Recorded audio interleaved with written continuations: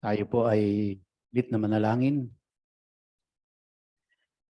Aming Amang Diyos, minsan pa kami po ay sama-samang dumudulog sa iyong paanan sa mga oras na ito at buong pagpapakumbaba na kami po ay humihiling na gabayan mo kami at bigyan ng kaliwanagan sa iyong mga salita. Buksan mo po ang aming isipan at dalangin po namin na mangusap ka sa bawat isa sa amin. Salamat po o Diyos sa pagkakataon na muli mo kaming dinala sa aming bahay panambahan upang ikaw ay aming mapapurihan at makapakinig ng iyong mga salita. Turuan mo po kaming lahat ngayong umaga, Panginoon. At gabayan mo po ako o Diyos, maging ang aking mga kapatiran.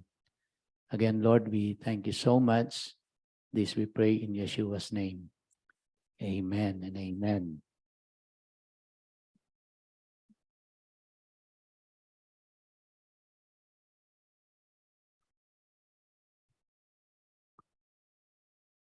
Tayo po ay nasa chapter 20 pa rin ng Exodus at ito po ang ika-4 na bahagi, and God willing, matapos po natin yung ika-4 na bahagi kasi meron pang ika-5 at may ika-6. Medyo mahaba-haba po itong chapter 20 kasi maganda po ito ay ating maunawaan talaga kasi itong chapter 20 na ito ay sadyang controversial po ito. Itong chapter 20 na sabi ko nga po sa inyo nung nakaraan, hanggang ngayon ito ay pinagdidibatihan, lalong-lalo na po yung pagdating sa observance ng Sabat. So maging ang mga Kristiyano ay hati, maging ang mga Bible scholars, ang mga rabbis ay hati po sila dito. Although sa mga Hudyo po talagang ano na ito, nakagisnan na nila ito, talagang pinapractice nila ito. So meron po tayong tinalakay no nakaraang linggo na kung bakit merong mga naniniwala na hindi na dapat i-observe ang Sabat. At ito po ay dahil sa ang kanila pong katwiran, ito po ay para sa mga Hudyo lamang. Dahil ito ay ibinigay doon sa Mount Sinai at ito ay applicable lang sa mga Hudyo. Pero nakita ho natin na sang-ayon do sa mga talatang binasa natin, especially sa Galatians, na tayo po ay, at saka sa Ephesians, na tayo po bilang mga Gentiles na mga Christian ay sakop pa rin ng observance ng Sabbath. Yun nga lang po talagang medyo challenge sa ating lahat, no? At ito po naman ay hindi natin kasalanan, ito ay dahil sa mga pangyayari ng mga nakaraang panahon at ito ay inabot na natin. Pero maganda po nito, tayo ay na-educate, nabubuksan ang ating isip sa salita ng Diyos at meron tayong pag-iisipan at kung paano tayo mag-a-adjust doon po sa salita ng Diyos. Siyempre po, ang authority talaga is the Word of God, hindi po yung philosophy or doctrine ng church, hindi po yung idea ng tao, kundi ano ang sinasabi ng Bible at ito ang ating susundin, no? Dahil ito po yung final authority. Now, ang isa pa pong dahilan kung bakit hindi na ino-observe ang Sabbath ay dahil daw po doon sa mga binitawang salita ni Paul, especially po sa Colossians, at mamaya ay tatalakayin po natin yon. So, tingnan po natin yung nakaraan, no? Yung Exodus chapter 20, in verse 8, ang sabi po diyan, remember the day. And what day is that? It's Shabbat, to set it apart for God. Now, na-define na po natin noong last Sunday kung kailan yung Sabbath. At ito po ay ino-observe from sundown ng Friday hanggang sa sundown ng Saturday. And very simple lang po yung instruction sa atin pagdating sa Sabbath. How do we remember the day Shabbat or Sabbath? And yun po, yun yung ating nakita na ang Sabbath ay iisa lamang po. Hindi pwedeng maging Sabbath yung Monday, hindi pwedeng maging Sabbath ang Tuesday. Walang ibang araw ang Sabbath kundi Saturday lang. So kaya kung dati po ay alam natin na kasi ang Sabbath is rest day, ang ibig sabihin niyan rest. So kaya may mga nagturo po sa atin na pwede natin gawing Sabbath ang Monday kasi rest day natin ang Monday. Actually sa Church of God po ay pangkaraniwan ang Monday ang rest day ng mga pastor. No? So pero ang Sabbath po ay iisa lang. Saturday lang talaga. Sundown ng Friday up to sundown ng Saturday. Yan po yung Sabbath. At ang nire-require lang sa atin ay walang work. No? Kasi rest day yan. Dapat walang work. Now, ang celebration po o ang kung paano po ino-observe ang Sabbath. But sa totoo lang, napakadali lang. Dahil ang Sabat po, hindi naman tayo kailangan, hindi po yun ang sinabing araw ng pagsamba. At sa katotohanan po, wala naman talagang sinabing araw ng pagsamba na itinakda ang Biblia. Ang nagtakda po nung araw ng linggo ng pagsamba, na pag-aralan na natin yan, ay si Emperor Constantine na tinawag niya yang the Lord's Day. Oh, at hindi yan po ay sinang-ayunan ng buong Catholic Church. At yun ang pinapractice ng ng Catholic at maging tayo po at maging mga evangelical and Protestant churches, yan ang pinapractice ang Sunday. But may mali ba doon? Sa tingin ko po wala, kasi pwede tayong mag-worship talaga ng Sunday. Kung gusto nating mag-worship ng Saturday, pwede rin yon. No, kasi ang sinabi po sa Bible ay dapat walang work. So, but as a family po, paano ba natin i-observe ang Sabat? So kung gusto nyong sa araw ng Sabat, magtipon kayo, may Bible study kayo, mag-pray kayo, that's fine. But practically, ang Sabat po talaga is rest day at family day yan. Yan yung araw talaga na titipunin mo yung mga anak mo, nasa bahay lang kayo, you just spend your time together with your children or with your grandchildren, with your family. Magkainan kayo doon, mag-enjoy kayo bilang family. Ganun lang ho kasimple ang pag-observe ng Sabat. Hindi siya komplikado. No? Kaya lang nga ho, may mga simbahan na yung Sabat ay yun ang itinakda nilang araw ng pagsamba. Kaya doon sila nag-worship, no? Araw po ng Saturday. Pero ito po ay kasama sa tinatawag nating Ten Commandments. Utos ng Diyos ito. Hindi po ito optional. Ito po ay utos na kailangang sundin. No? So, yung pong ibang nandoon sa Ten Commandments, madadaanan nun natin, ito ay sinusunod natin. Pero pagdating ho dun sa Sabat, hindi talaga ito religiously na o-observe ng maraming Christian. Dahil nga po, ang sabi, kasi pang-Hudyo lang yan, number 1. Number 2, dahil dun sa tinuro ni Paul sa Colossians. Basahin nun natin yan mamaya. Now, tuloy ko lang kung bakit natin dapat i-remember ang Sabat. Bakit ito sinet apart ng Diyos? Tandaan niyo po, ang Sabat ay hindi para sa atin, ang Sabat ay para sa Diyos, pero ang benepisyo ay sa atin.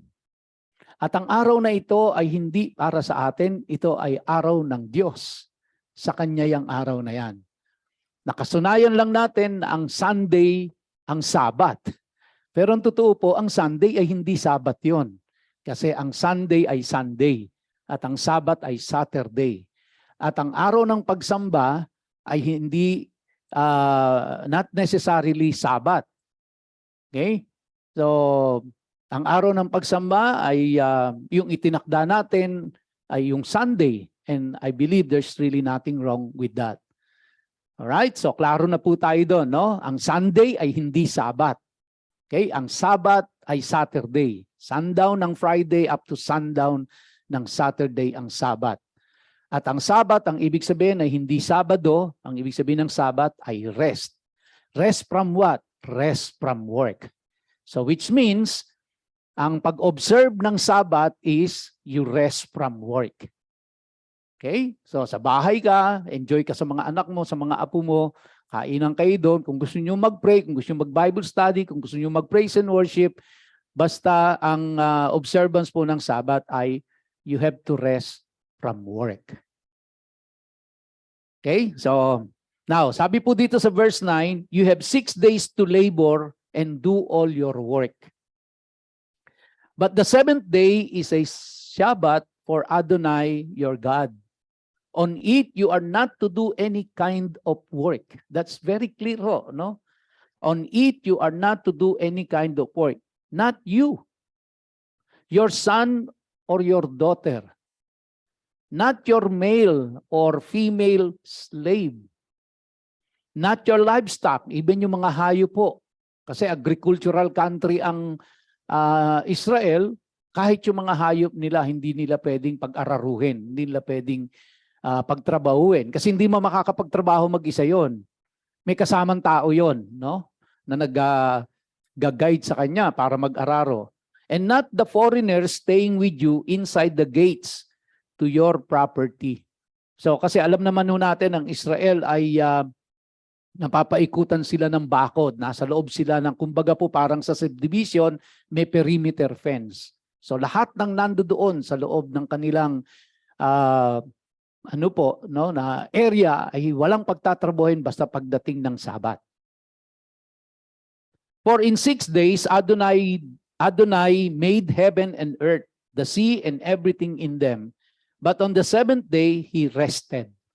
So even ang Diyos nagpahinga ng araw ng Sabat. Nagpahinga, in a sense, hindi po dahil pagod, nagpahinga dahil tapos na yung kanyang creation. Tapos na yung kanyang completed na. Satisfied na siya doon. Okay? At dito po ay nakita natin na ang Sabat ay in-institute ng Diyos bago pa magkaroon ng Mount Sinai na pagbibigay ng law. Sa madalit salita po, ang Sabat is not only applicable doon po sa mga Hudyo nung ibinigay ng batas, yung binigay ng Diyos yung batas doon sa Mount Sinai. Because bago pa ma-institute yung pong mga 613 laws ng Panginoon, instituted na yung Sabbath. From the very start pa lang sa creation pa lang in-institute na ng Diyos yun. And very clear na ang Diyos mismo, siya ay nag-rest. So, kaya talaga pong dapat igalang natin ito. Itong utos ng Diyos na ito dapat sundin. This is why Adonai blessed the day, Shabbat, and separated it for Himself. For Himself. Sa Kanya yung araw na yan. Hindi atin yan kung tutuusin. Binigay ng Diyos yung 6 na araw sa atin para tayo magtrabaho. Pero yung araw ng Sabado, Kanya yan. Kanya po yan. At ito lang po yung araw na binanggit sa Biblia na binless ng Diyos. Yung araw ng Sabado. Yung araw ng Sabat. But of course, hindi natin sinasabi na the rest of the days ay hindi binless ni Lord. But specifically mentioned in the Bible na ang binless ni Lord ay ang Sabat. And throughout the scriptures, mababasa po natin na kung sino man ang nag-o-observe ng Sabat ay binebless ni Lord, at kung sino po yung hindi nag-o-observe ng Sabat ay hindi binebless ni Lord. As simple as that, mga kapatid. Alright? Now, ito po yung sinasabi ko sa Colossians chapter 2 na ginagamit ng mga na pangkatwiran. Bakit hindi na kailangang i-observe ang Sabat? Okay? Now, ito po ay, I believe, taken out of context. Nung mga nagsasabing si Paul mismo ay nagpahintulot na hindi na i-observe ang Sabat kasi inabolish na daw ang Sabat. But please remember, yung Matthew chapter 5 verse 17 and 19, kung natatandaan nyo po, kayo na uma-attend tuwing Friday ng pag-aaral natin sa Matthew. Ano po ang sinabi ng Panginoong Hesukristo?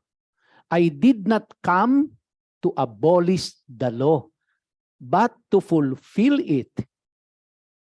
So, tandaan niyo po yon, statement mismo ni Jesus Christ.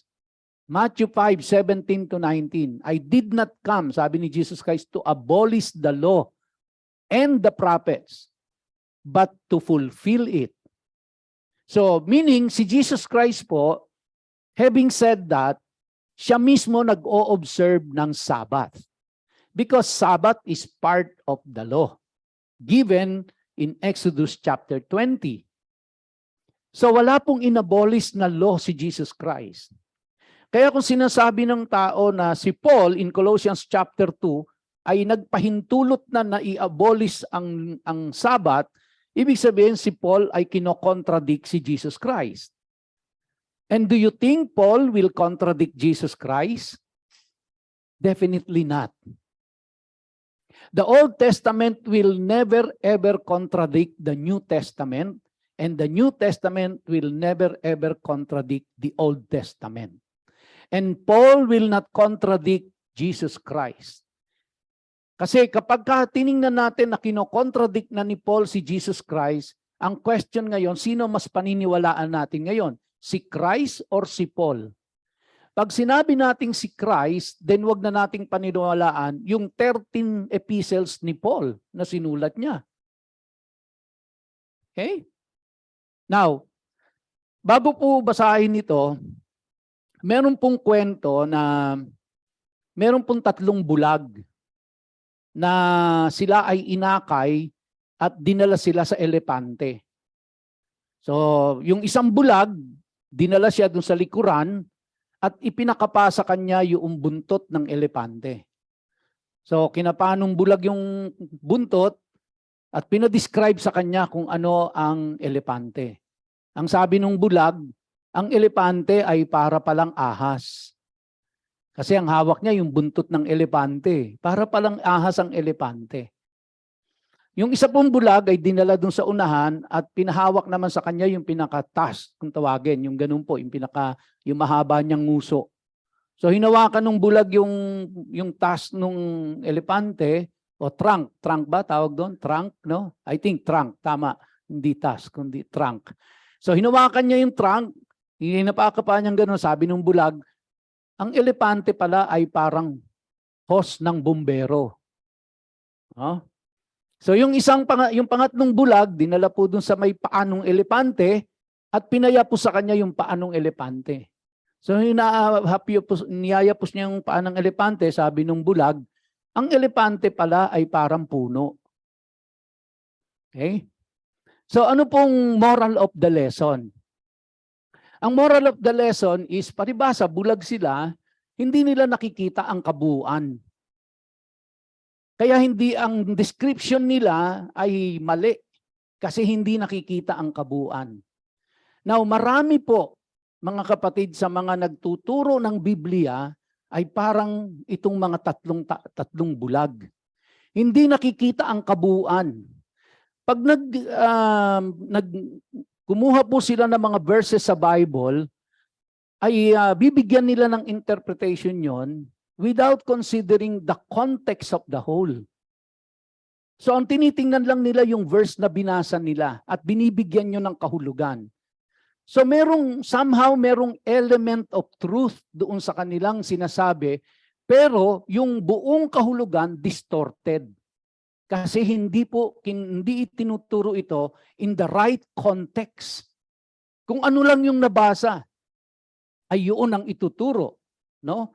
Lalo pa po, alalahanin natin ang Biblia hindi sinulat sa Tagalog.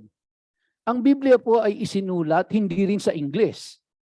ang Biblia ay sinulat po sa wikang sa wikang Hebrew at yung isa po ay sa wikang Grego, sa Greek.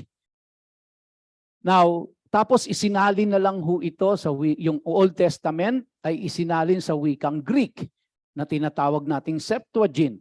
Tapos yung pong Greek ay isinalin sa Latin na tinatawag nating Vulgate. At yung Latin isinalin sa English. Yung English meron pang Old English katulad ng King James Version. And then tapos isinalin ho ito sa Tagalog. Sinalin sa Cebuano, sa Ilocano, sa iba-ibang dialect. Kaya sa pagsalin-salin ho nito sa iba't ibang wika, ay lalo pong nawawala yung talagang kahulugan. Kaya hindi ho natin pwede talagang antimano kung ano yung nabasa sa Tagalog, yun ang bibigyan ng kahulugan. Talaga hong sasaliksikin natin kung ano sa pagkasalin sa kanyang orihinal na wika. Kaya ho talaga nangangailangan ito ng malalim at matyaga na pag-aaral para mabigyan natin ng talagang kahulugan. So, balik ho ako dun sa Colossians. Ganun ho yung nangyari dito, doon sa mga nag-i-interpret na sinabi ni Paul na inabolish na ang observance of the Sabbath. Because yung pong Colossians chapter 16 and following ay ininterpret ng wala sa konteksto. Kaya ho na-distort yung kahulugan. Okay? So, sabi po, basahin natin. Colossians chapter 2. Therefore, let no one pass judgment on you. Okay? So, this is Paul, no, talking to the Jews, at ang sabi niya, therefore, let no one pass judgment on you in questions of food and drink, or with regard to a festival, or a new moon, or a Sabbath. So, sabi nila, maliwanag na hindi na dapat i-observe ang Sabbath. Tuloy natin, sabi sa verse 17, these are a shadow of the things to come, but the substance belongs to Christ. So sabi nila, dumating na si Christ, under grace na tayo, hindi na natin dapat i-observe ang Sabbath. Kasi maliwanag sinabi ni Paul dito, let no one pass judgment on you in questions of food and drink, or with regard to a festival, or a new moon, or a Sabbath. Continue. Verse 18. Let no one disqualify you, insisting on asceticism and worship of angels, going on in detail about visions pop up without reason by his sensuous mind, and not holding fast to the head, from whom the whole body, nourished and knit together through its joints and ligaments, grows with a growth that is from God. If with Christ you died to the elemental spirits of the world, why, as if you were still alive in the world, do you submit to regulations? Do not handle, do not taste, do not touch, referring to things that all perish as they are used, according to human precepts and teachings? Verse 23, these have indeed an appearance of wisdom in promoting self-made religion and asceticism and severity to the body, but they are of no value in stopping the indulgence of the flesh. Now, bago po yan. So, ito pong Colossians chapter 2, kaya po naging controversial itong observance of the Sabbath, is because they interpret na yung pong observance of the Sabbath ay hindi applicable ngayon dahil sinabi na ni Paul doon sa Colossians chapter 2 na ito ay inabolish na. Pero pag tiningnan ho natin ang Matthew chapter 5 verse 17, ang sabi ni Jesus Christ, I did not come to abolish the law. And Sabbath is part of the law, which is actually kasama pa siya sa 10 Commandments, yung observance of the Sabbath. So ito po yung sinasabi ko na when scriptures are taken out of context, there might be some element of truth in it, but the whole meaning of the entire letter is distorted already. And when the whole meaning is distorted, then mali na ho yung interpretation natin. So, pagka naging mali, anong gagawin natin ngayon? So, we will not observe anymore the Sabbath. And when we do that, we are now in violation of the 10 Commandments. We are now in violation ng commandment ni Lord to remember the Sabbath. So, which is which now? Si Paul o si Jesus Christ? Sa totoo, hindi kinontradict ni Paul si Jesus Christ. Sinusugan pa ni Paul ang teachings ni Jesus Christ, which ang teachings ni Jesus Christ is galing din po dun sa Torah. Kaya hindi sila nagko-contradict. Ang nagko-contradict po yung nag-i-interpret. Sila nagko-contradict sa isa't isa. So never po na actually, in the book of Acts, mababasa nyo po na sinabi ni Paul na wala siyang violate any of the law. Which means, kahit yung Sabbath, hindi violate ni Paul. Which means, si Paul mismo nag-o-observe ng Sabbath. Si Jesus Christ nag-o-observe ng Sabbath. Dahil ito po ay commandment ng Diyos na i-observe ang Sabbath. So ulitin ko lang po yung aking sinabi nung last Sunday, it has nothing to do with our salvation. Because our salvation, ang requirement lang nito is to trust the Lord Jesus Christ. Yun lang po. Okay? Pero, what is expected of us as Christians, kung tayo po ay mananampalataya na, ang ine-expect sa atin, susunod tayo sa batas ng Diyos. Natatandaan niyo po yung premise ko nung nag-start tayo ng Exodus 20? Dahil tayo ay mga redeemed people, we are now obligated na tayo ay sumunod sa prinsipyo ng Diyos at sa iniuutos ng Diyos. Yun ang ine-expect sa atin. Okay? So nakita niyo po na una yung redemption bago yung observance of the law. Which means, hindi po yung law ang nag-save sa atin. Ang nag-save sa atin is ang Panginoong Jesucristo, pero dahil tayo saved na, ine-expect sa atin na susundin natin ang prinsipyo ng Diyos at ang utos ng Diyos. Obligado na tayong sundin yon. At kasama po doon yung observance ng Sabat. Okay? So, kaya taken out of context yung pong Colossians chapter 2 na yan in defense of non-observance of Sabbath. Taken out of context. Okay?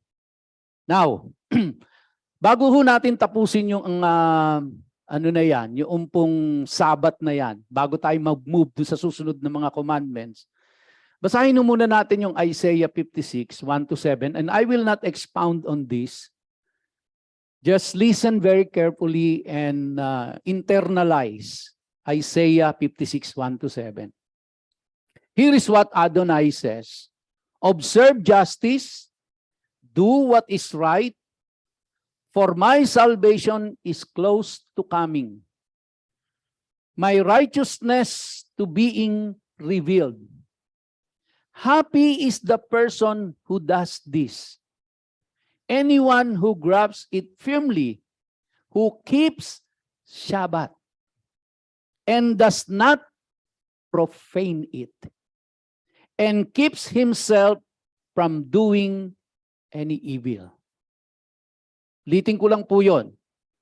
Happy is the person who does this.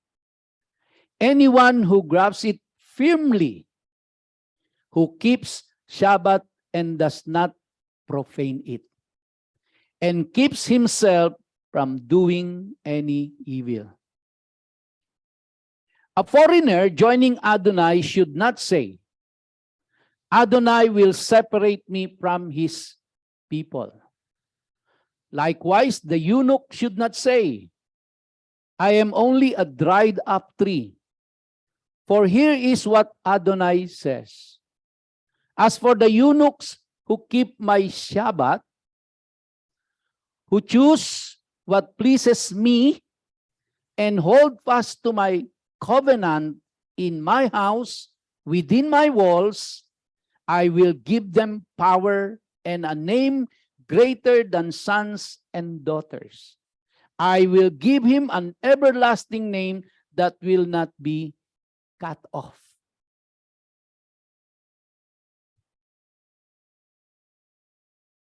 Ulitin ko lang po yon.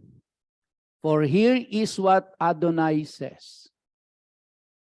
As for the eunuchs who keep my Shabbats, who choose what pleases me and hold fast to my covenant, in my house, within my walls, I will give them power and a name greater than sons and daughters. I will give him an everlasting name that will not be cut off. And the foreigners who join themselves to Adonai to serve him, to love the name of Adonai, and to be his workers, all who keep Shabbat and do not profane it, and hold fast to my covenant, I will bring them to my holy mountain and make them joyful in my house of prayer. Their burnt offerings and sacrifices will be accepted on my altar. For my house will be called a house of prayer for all peoples. Now, sino po yung binabanggit dyan na foreigners? These are not the Israelites. These are the Gentile Christian. So do you think this is applicable to us or not? The observance of the Sabbath. So it's very clear in the scripture kung ano po yung promise na nakakabit in the observance of the Sabbath. Kaya ang aking pong panawagan sa inyo last Sunday, ipanalangin nating lahat. Tulungan tayo ng Diyos na masunod natin ito. Dahil ito ang araw na kanyang pinagpala at may kaakibat na pangako kapag ito ay sinunod. And no one of us, of course, I believe, na ayaw nating mabless. Gusto natin i-bless tayo ng Lord. Tama? Kaya lang ang pag-bless ni Lord sa atin ay may kaakibat na pagsunod sa inuutos niya. No? At isa po ito sa iniuutos ng Diyos sa atin. So hindi ho tayo kailangang magbago ng worship service natin na gawin nating Saturday. Let's maintain our Sunday worship service. Because after all, ang Sabbath po is rest. Stay at home. Do no work on Saturday. Enjoy your children. Kami po, ina-enjoy namin yung grandchildren namin. No? Talagang susunduin namin sila. Pumunta sa bahay. And we enjoy our time together. No, kami po ay baliktado eh.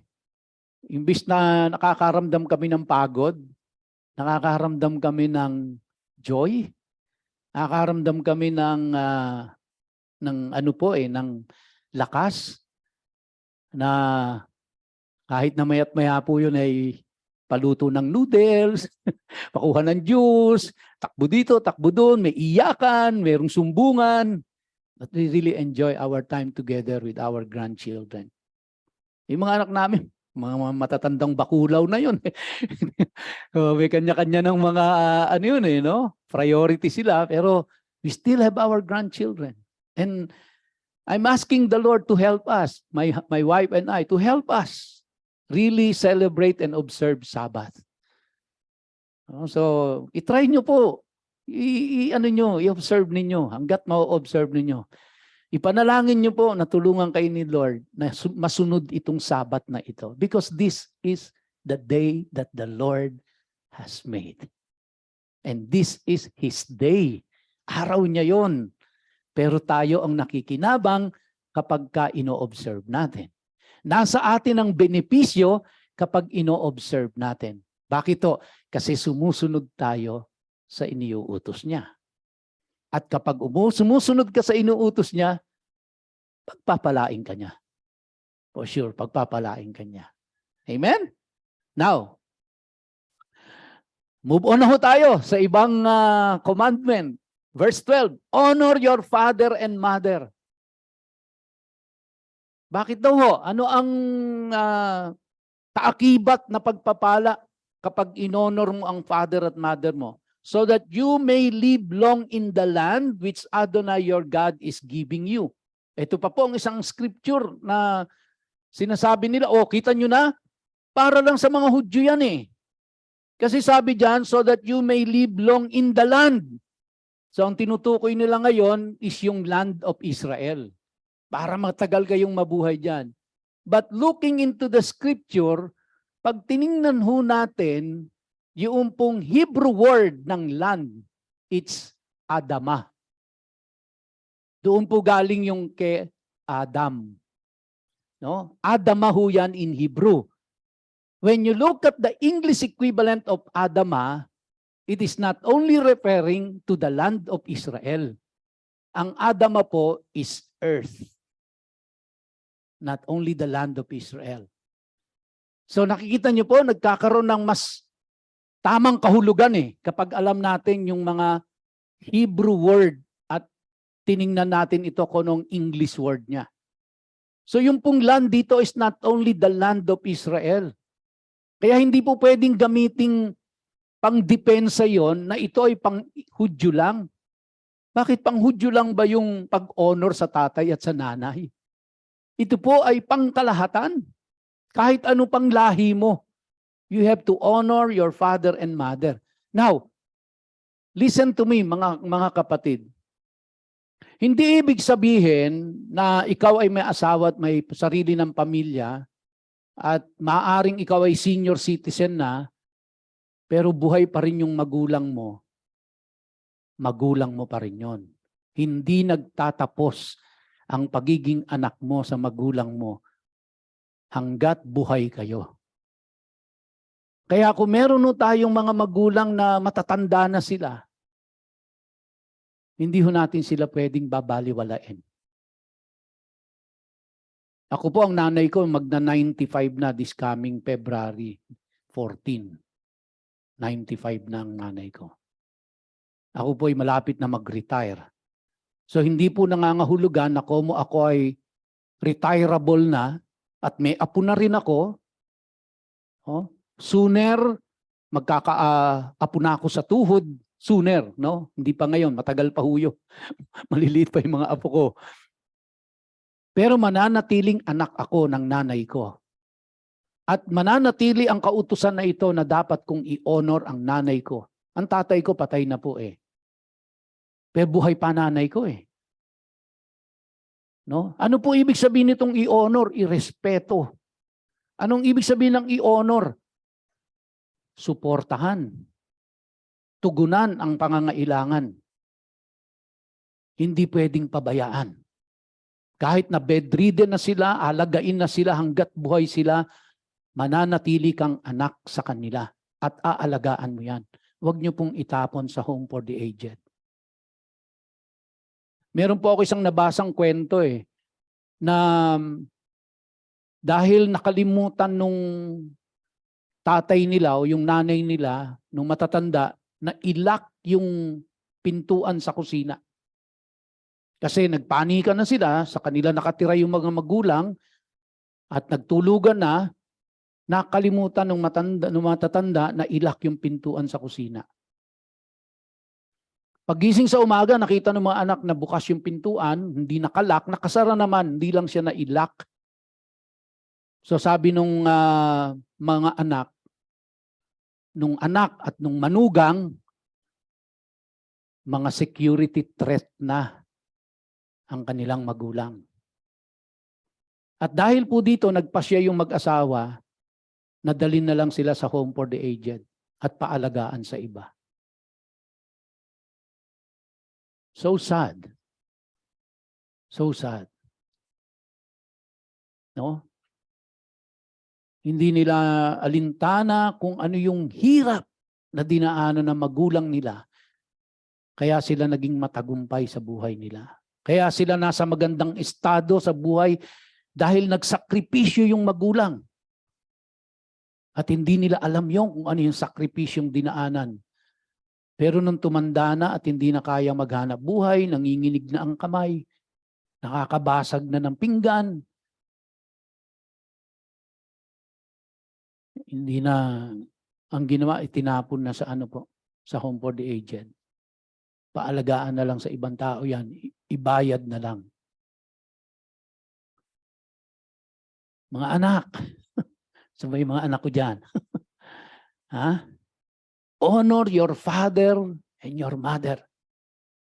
Kahit dumating ang panahon na matatanda na kayo, matanda na sila, utos ng Diyos ito. Hindi ito utos ng tao. Hindi ito filosofiya. Hindi ito konsepto. Ito ay ang Diyos mismo na lumikha ng langit at lupa ang nag-utos. Honor your father and mother. Lahat naman ng magulang hindi perpekto eh. Kaya kung may kapintasan ang nanay at tatay nyo, may kapintasan din kayo pag naging tatay at nanay na rin kayo. Kung nakita nyong mahina na sila at hindi na halos sila makakilos sa bahay, tandaan mo darating ka din dyan. Pero pag hindi mo inonor ang tatay at nanay mo, baka mauna ka pa sa kanila, 6 feet under below the ground. Dahil ang pangako po ng pag-honor sa tatay at nanay so that you may live long. Gusto mong humaba buhay mo? I-honor mo ang tatay at nanay mo. Amoy lupa na sila, pastor. Ayaw na nga maligo ng nanay ko. Paliguan mo. Kung kailangan punasan mo, excuse me for the word, kung kailangan punasan mo ang puwet, punasan mo. Dahil alalahanin mo, nung ikaw hindi mo kaya sarili mo, siya ang nagpupunas ng puwet mo. At hindi ka magiging tao, kundi dahil sa kanila. Utuso ng Diyos ito eh.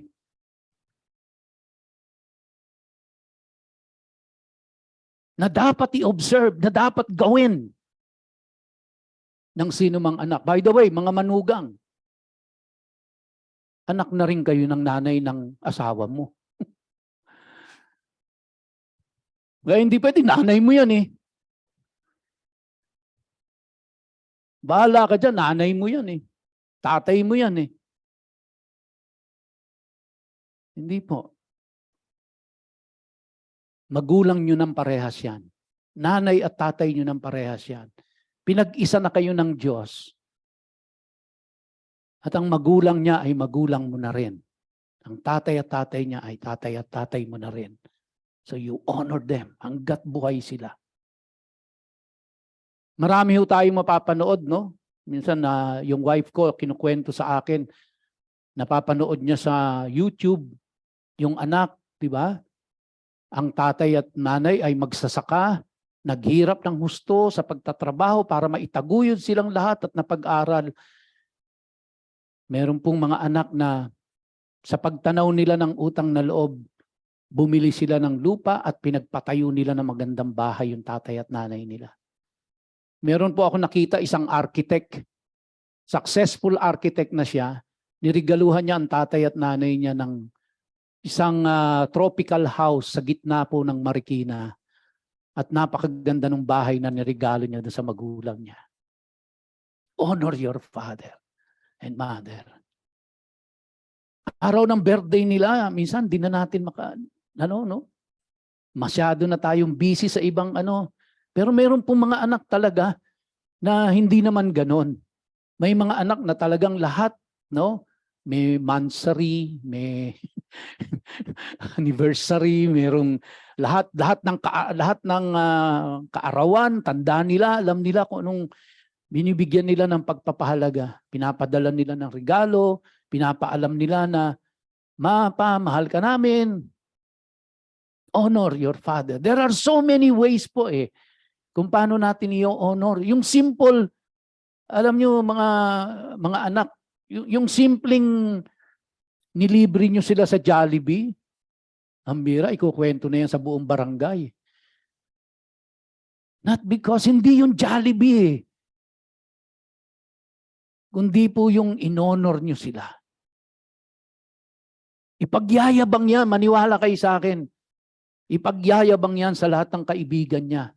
Pati yung mga nasa abroad, ipopost yan. They are proud of you. They are proud of you when you do that. As simple as isang maliit na card na naalala mo ang birthday. Hindi naman o kailangang magastos Kasi ang magulang hindi ho sila naghahanap ng ganon. Now, kung bigyan mo ng house and lot, thank you, di ba?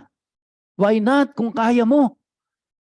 Pero kung ang kaya mo lang ay batiin sila sa birthday nila, meron kang ginawang maliit na card, naiintindihan ng magulang yun.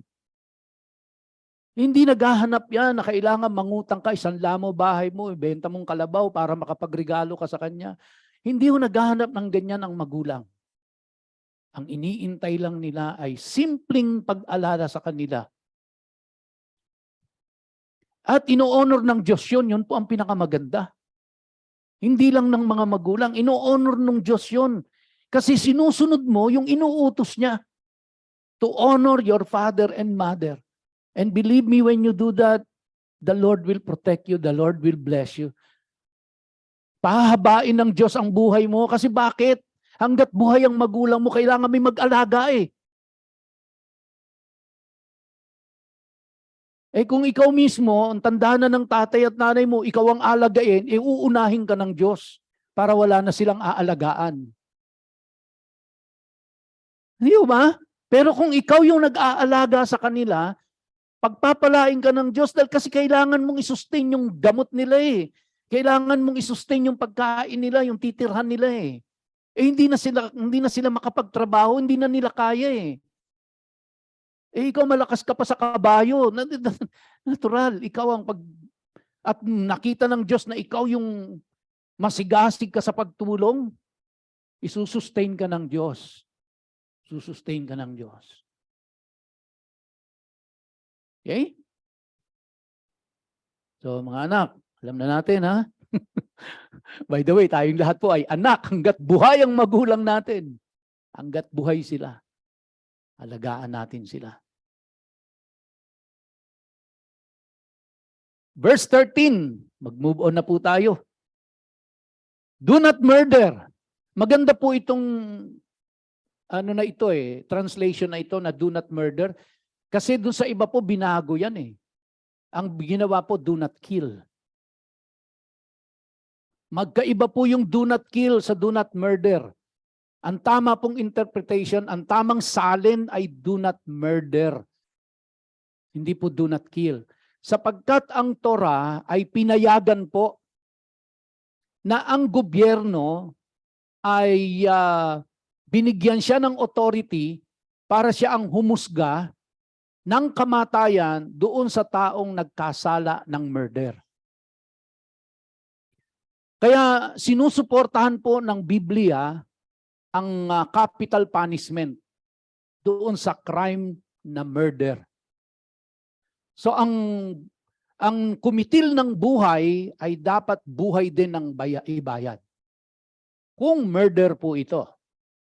Whether intentional or unintentional, pero murder po is intentional yan. Pinag-isipan yan, pinagplanuhan yan. Napapatayin ka. Kaya pag in-execute yun at pinatay, yung pong pumatay ay dapat patayin din. Ang kaparusahan Dahil yun po ay preservation of life at pagpapahalaga sa buhay. Bakit bakit kamatayan ang kailangang kaparusahan sa nakakumit ng murder? Sapagkat wala pong ibang may karapatang kumuha ng buhay ng tao kundi ang Diyos lang. Bakit? Sapagkat ang Diyos po ang lumikha sa tao. Pero pinahintulot ng Diyos ang gobyerno para litisin at ipatunayang nagkasala talaga ng pagpatay yung tao at kailangan ng karampatang kaparusahang kamatayan din. Sa statistics po worldwide, kasi marami pong bansa, sa Amerika naman maraming states na ipinagbawal ang capital punishment. At yung iba po, yung capital punishment na na kamatayan ay kino-commute nila papuntang life sentence. Now, under sa mga statistics, kabuuan po, ay nakita na ang mga bansa at mga states na ipinagbawal ang capital punishment ay mas tumaas po ang mga patayan, ang pagkitil ng buhay. Bakit po? Kasi ito po ay direct na pagsuway sa iniutos ng Diyos. Pag-aaralan natin yan sa Torah. Kaya kung ako po ang tatanungin nyo, I support capital punishment. Because that's biblical. But that is on the premise na yung tao ay guilty talaga. Beyond reasonable doubt. Kasi meron pong yan nga po ang problema natin. Lahat ng batas sa buong mundo may butas eh. May mga talagang nakakumit ng murder na napapalaya pa or nako-commute yung sentence from from death sentence to life sentence due to technicalities lang ng batas. Due to technicalities. Kaya pagalingan ng abogado eh. Hindi po yung talagang kung ano ang totoo, kundi sino may pinakamagaling na abogado. Kaya kung marami kang pera, makaka-hire ka ng ng magaling na abogado. No? Pero yung magaling pong yon, actually may kakilala po kong abogado, pero hindi niya ako kakilala. Na kapag ka po binigay mo sa kanya yung kaso, yung acceptance lang, yung tatanggapin niya. No? O sige, tinatanggap ko yung kaso mo, ako lalaban sa iyo. Magbabayad ka na ng 50 million.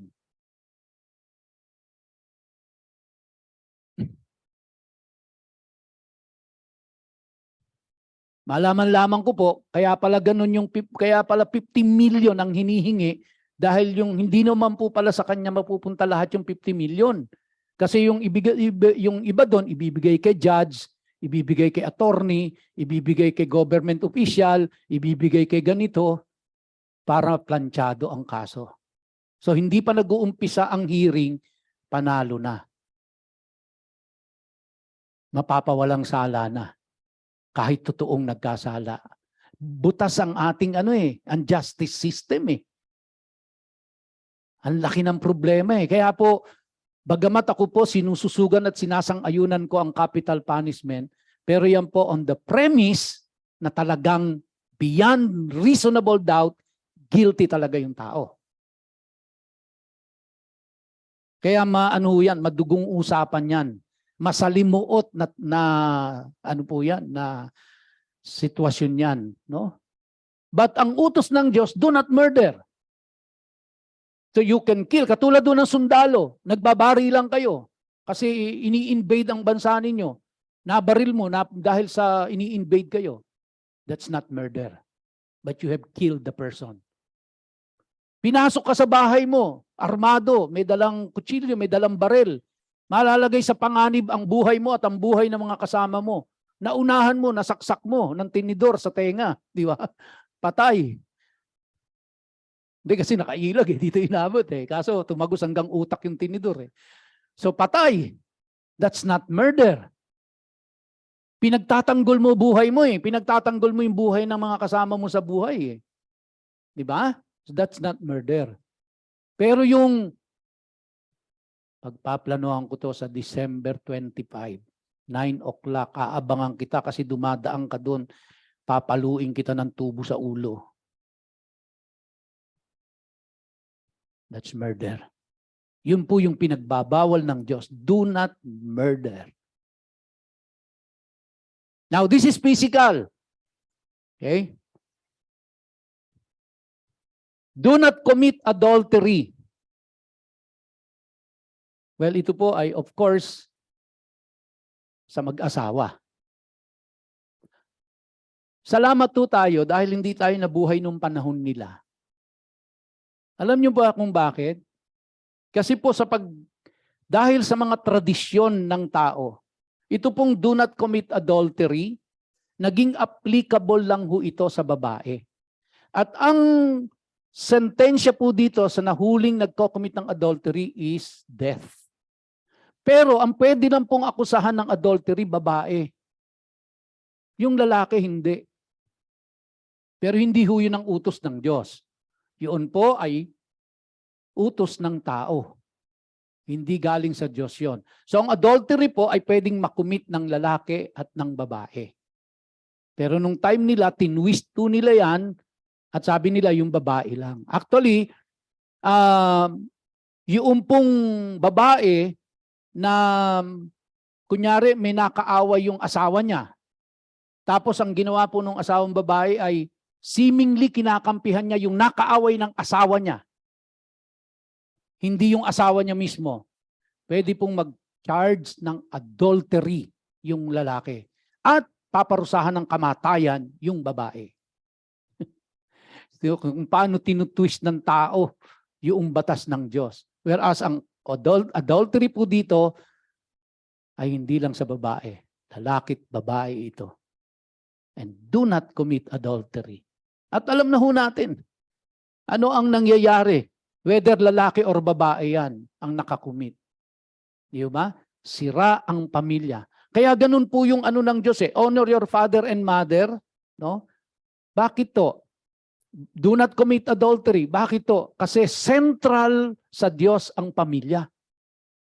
Ang nag-institute ng family ay ang Diyos. At talagang yan ang pinoproteksyonan ng Diyos ang pamilya. Kaya po pag nagkaroon ng ang anak hindi inonor ang father at ang mother, nagkakaroon, tapos ito po ay laganap sa isang society, nagkakaroon ng disintegration ang society. Kapag ka po ang mag-asawa nakakumit ng adultery, apektado pati mga anak niyan, apektado ang buong pamilya. Ano ang mangyayari? Kapag ka ito ay laganap, nagkakaroon ho ng disintegration ang society. Kaya ganun na lang po ang pag-preserve ng Diyos sa pamilya eh. Kaya siya nagbigay ng mga ganitong utos na susundin ng mga mag-asawa, ng mga anak, para ang family ay intact. Verse 15, do not steal. Ano po ibig sabihin nun? Do not steal. Ang hindi sa iyo, wag mong kunin, di ba? Yun lang ho yun. Huwag tayo hindi sa iyo, kinuha mo na walang paalam. Nakaw yan. Tandaan mo, kapatid, walang kaakibat na pagpapala yan. Pag nandaya ka, nagnakaw ka, nagsamantala ka sa gamit ng iba or kinuha mo ng walang paalam yan at meron kang masamang intensyon dyan, that's stealing. That's stealing. And the Lord will not bless that. Sa tingin mo nakaisa ka, magiging curse sa iyo yan. Magiging curse sa iyo yan. Hindi magiging blessing yan kahit kailan ang anumang bagay na ninakaw. No? Do not give false evidence against your neighbor. Now, ito po ay may kinalaman dun sa justice system nila. So, ibig sabihin po niya, huwag kang mag-a-appear sa court. Tapos magbibigay ka ng maling testimonya na hindi totoo doon sa tao na alam mong hindi totoo yun. Ibig sabihin, nagsisinungaling ka laban sa kapwa mo. That is in the court of law. And of course, it is also applicable po sa day-to-day na buhay natin. Yung kapitbahay mo, di ba? Kanina po kami papunta dito, sabi ni Sister Lily, may mga nagmamarites na doon, aga-aga. Doon po sa nadaanan namin. Sabi ko, malay mo naman, baka bumibili lang yon. You know? So, very plain and simple ho. Now, the moment na ginawa natin ito, we are giving false evidence against our neighbor, whether kasama natin sa church yan, kapitbahay natin sa subdivision yan, o sa tinitiran natin, ang utos ng Diyos, do not give false evidence against your neighbor. Itikom mo yung bibig mo kung wala ka rin lang magandang sasabihin. No? Do not covet your neighbor's house. Do not covet your neighbor's wife, his male or female slave, his ox, his donkeys, or anything that belongs to your neighbor. Dito po tayo magtatapos. Dahil yung susunod pong mga verses nito, from 18 onwards, may kinalaman naman po ito sa worship. Ito pong verses 1 to 17, may kinalaman ho ito sa change, sa pagbabago. Kasi pag sinunod mo yung mga utos ng Diyos na yan at pinamuhay mo yan, for sure, magkakaroon po ng pagbabago sa buhay mo. And then, alam niyo po kung bakit sila dinala sa wilderness ng Diyos? To worship God. And then the next verses of chapter 20 talks about the worship of God. Okay? So, now, going back po dito sa verse 17, alam niyo po ba kung bakit ganito din ang sinabi ng Diyos? Do not covet your neighbor's house, do not covet your neighbor's wife. Kasi po, nung sila'y nasa wilderness, remember, 40 years silang nandun. Hindi naman ho araw-araw gumagalaw sila eh. May time na titigil sila, matagal sila doon hanggang maubos ang supply ng tubig, move na sila. Pag sinabi ng Diyos na mag-move kayo, mag-move sila. Now, imagine 3 million people na nakatira po sa isang, hindi po subdivision walang mga activity center doon, walang mga playground doon, walang disyerto ito. Nandoon sila at nandoon sila sa mga tent. Na kapag ka po nandun sila sa buong maghapon, halos wala hong ginagawa yan. So ano po ang nagiging pastime nila? Ang pastime nila ay magchismisan.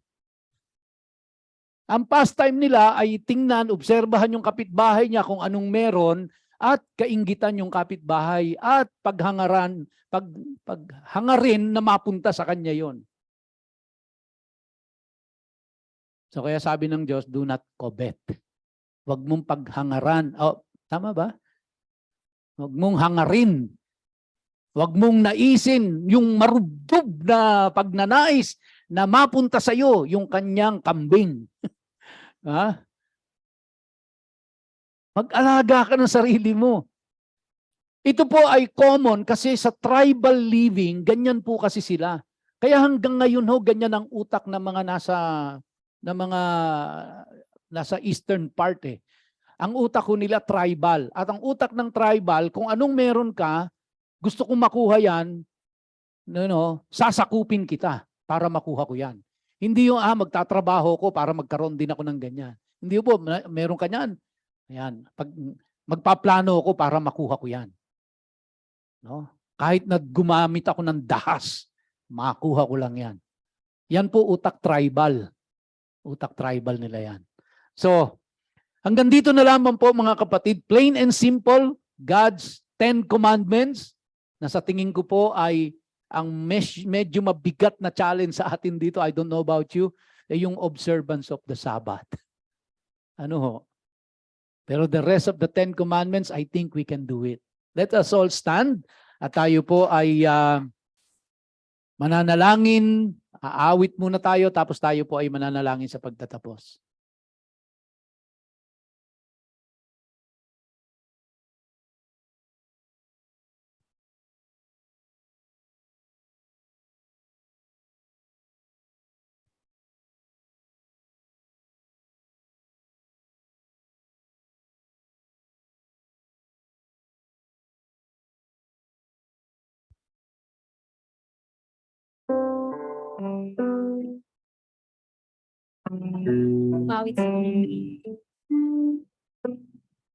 Yes, you're forever in our life. Yung may iwan.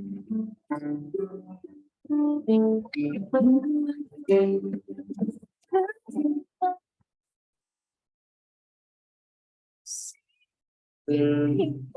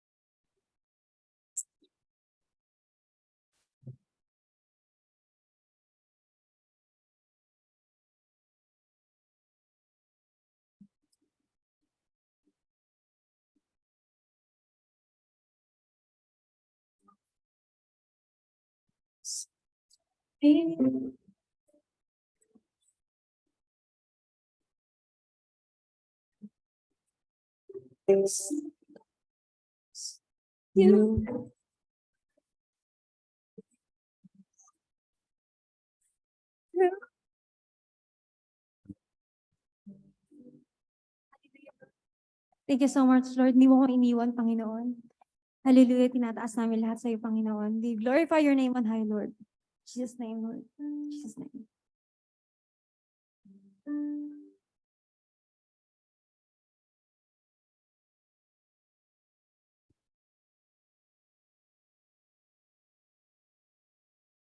Let us pray. Amang Diyos, salamat po sa araw na ito at kami ay inyong ginising at dinala sa aming iglesia upang magbigay puri at pasasalamat dahil ikaw ay mabuti, Diyos na mapagmahal, Diyos na makapangyarihan sa lahat. Dahil ikaw lamang ang tunay na Diyos, walang